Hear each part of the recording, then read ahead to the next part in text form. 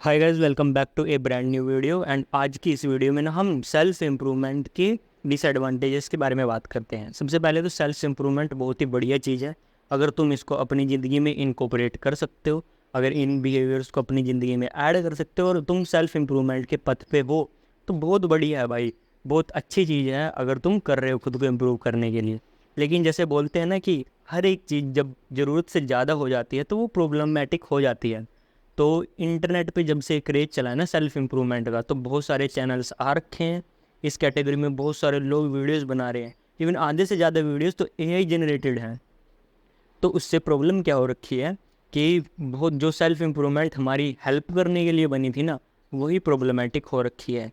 ठीक है, जो सेल्फ इम्प्रूवमेंट के यूट्यूबर्स हैं वो भी तुम्हें बेचे जा रहे हैं, क्योंकि वही बात है ना, कंटेंट क्रिएटर्स हमेशा वही चीज़ क्रिएट करते हैं जिससे उनको ज़्यादा रीच मिले, जो ऑडियंस देखना पसंद कर रही है। ठीक है।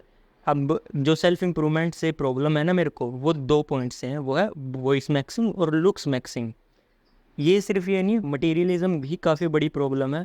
बट मटेरियलिज्म को हम एक अलग ही वीडियो में डिस्कस करेंगे, क्योंकि फिर अगर मैं मटेरियलिज्म की बात इस वीडियो में करने लग गया ना, तो फिर थोड़ा साइकोलॉजिकली, थोड़ा फिलोसफिकली चली जाएगी। एंड मैं नहीं चाहता कि इतना हैवी बर्डन तुम एक ही वीडियो से लेके जाओ। तो अब बात करते हैं हम वॉइस मैक्सिंग और लुक्स मैक्सिंग के बारे में। सबसे पहले तो बात कर लेते हैं लुक्स मैक्सिंग से। अब मेरे को इससे क्या प्रॉब्लम है कि जो यूट्यूबर है ना, जो लुक्स मैक्सिंग वाले हैं, वो तुम्हारे अंदर इनसिक्योरिटी डालते हैं सबसे पहले तो, कि भाई लुक्स ही सबसे इम्पोर्टेंट फैक्टर है।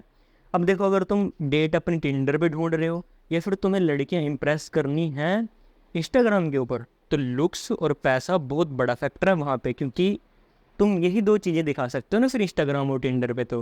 बट रियल लाइफ में अट्रैक्शन काफ़ी बड़ी चीज़ है, बहुत बड़ी चीज़ है। एक इतनी लंबी लिस्ट निकल के आएगी ना कि अगर मैं तुम्हें समझाने लग गया 5-6 घंटे निकल जाएंगे इस वीडियो के, और एंड तक फिर भी क्लियर नहीं होएगा।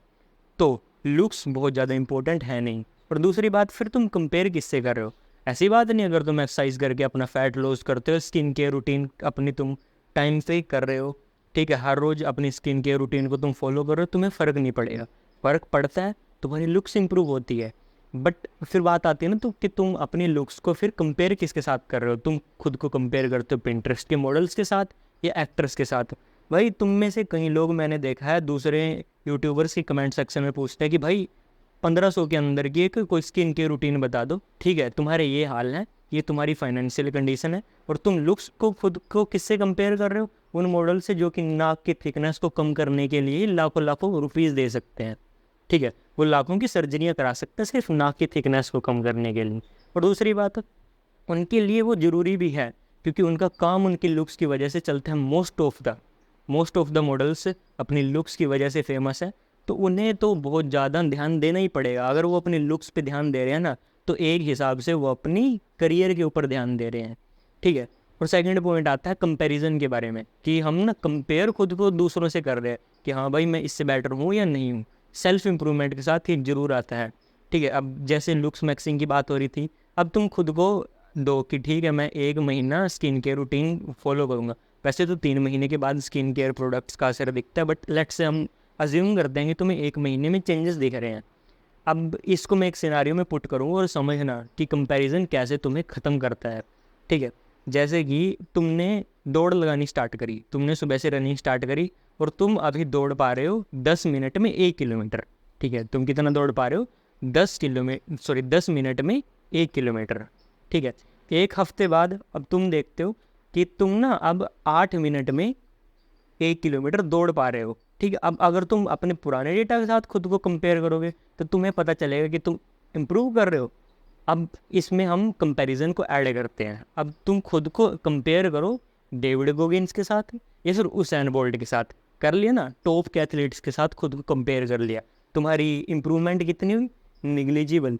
तो कंपैरिजन ऐसे तुम्हें किल करता है, और ज़्यादातर यूट्यूबर्स यही करते हैं। तुम्हें पिंटरेस्ट के बहुत सारे मॉडल्स थंबनेल में भी दिखाएंगे, अपनी वीडियोस में दिखाएंगे कि ऐसी जो लाइन होनी चाहिए, ऐसी होनी चाहिए। भाई तुम कंपेयर किससे कर रहे हो ना? कंपैरिजन ही तुम उस लेवल के कर रहे हो जो कि टॉप में बैठे हैं।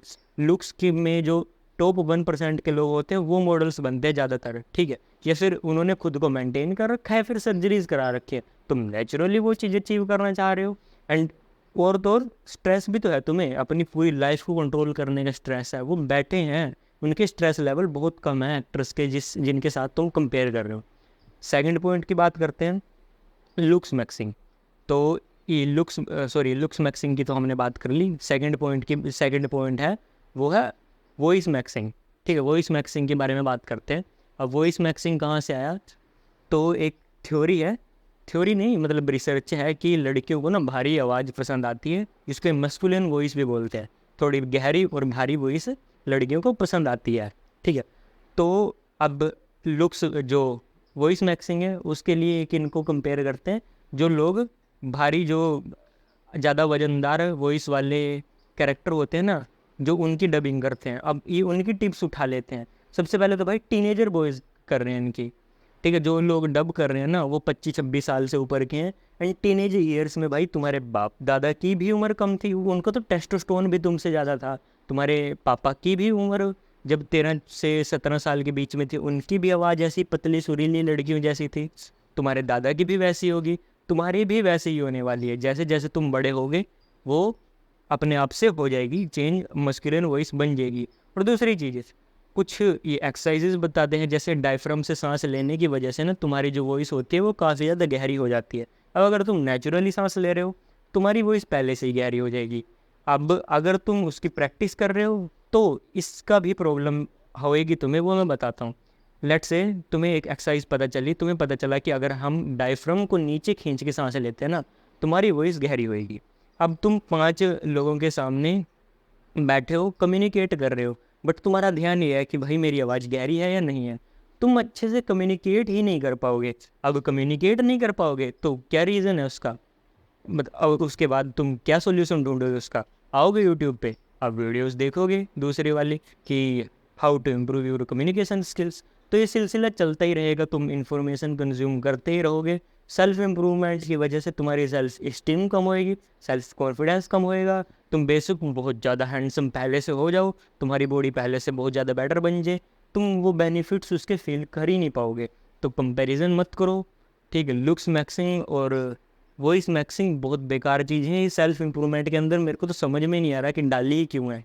और दूसरी चीज़, सेल्फ इम्प्रूवमेंट के ऊपर एक बहुत डिटेल्ड वीडियो आने वाली है, उसमें मैं ना तुम्हें परेटो प्रिंसिपल को यूज़ करके बताऊंगा कि जैसे ये जो तुम्हें एक 1000 हैबिट्स की लिस्ट मिलती है ना खुद को इम्प्रूव करने के लिए, इन सब को हम नेगलेक्ट करके बहुत कम हैबिट्स को पकड़ेंगे। एंड तुम देखोगे कि उन्हीं हैबिट्स को करने की वजह से ही तुम्हारा self improvement game completely change हो जाएगा। मतलब जैसे तुम पहले थे ना उससे 80% बेटर बन जाओगे बहुत ही ईजिली। प्रोडक्टिविटी के ऊपर भी एक बहुत बढ़िया गाइड आने वाली है, तो चैनल को सब्सक्राइब कर लेना। Thanks for listening.